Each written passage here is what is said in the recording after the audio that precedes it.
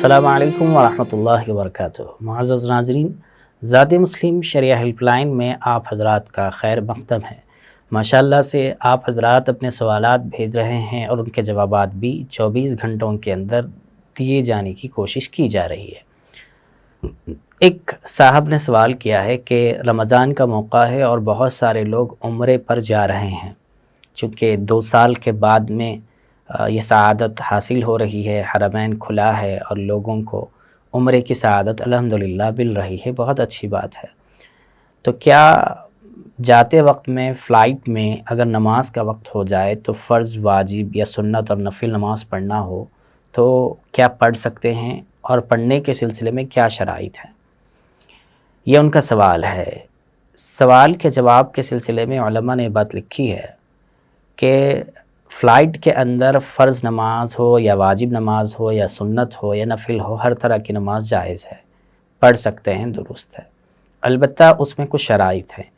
ایک شرط تو یہ ہے کہ قبلہ کس طرف ہے معلوم کر لینا چاہیے۔ وہ تو آسان ہے، آج کل ہم بہت آسانی کے ساتھ معلوم کر سکتے ہیں کہ قبلے کی طرف رخ ہونا ضروری ہے۔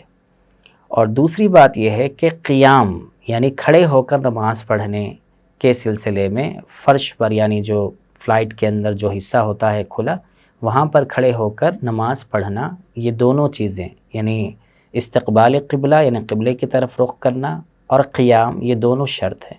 ان شرائط کے ساتھ میں نماز پڑھی جائے گی۔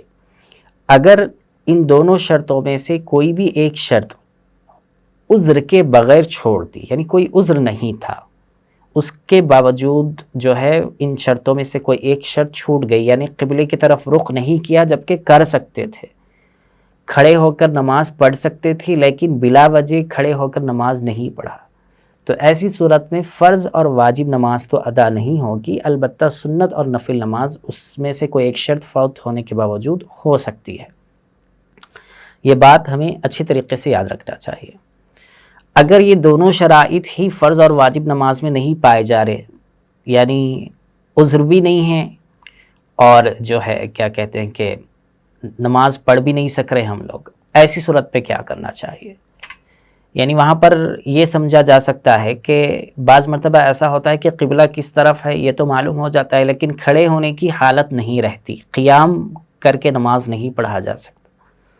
تو ایسی صورت میں اب عذر ہے تو فرض اور واجب نماز کا کیا کریں گے؟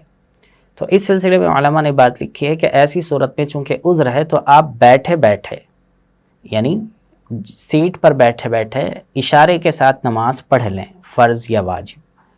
پڑھنے کے بعد میں جب آپ ایئرپورٹ پر پہنچ جائیں اور جو نماز آپ نے پڑھی تھی اس کا اگر وقت باقی ہے تو اس نماز کا اعادہ کیا جائے، اور یہ اب جو نماز کا اعادہ کیا جا رہا ہے وقت کے اندر ہے، لہٰذا نماز ادا ہو جائے گی۔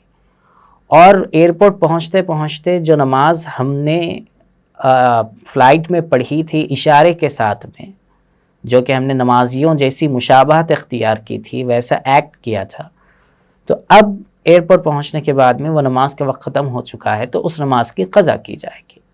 تو یہ بات ہمیں یاد رکھنا چاہیے، عمرے کے لیے جا رہے ہیں، سعادت مل رہی ہے، تو فلائٹ کے اندر ان باتوں کا لحاظ کرتے ہوئے نمازوں کو ادا کرنے کی کوشش کرنی چاہیے۔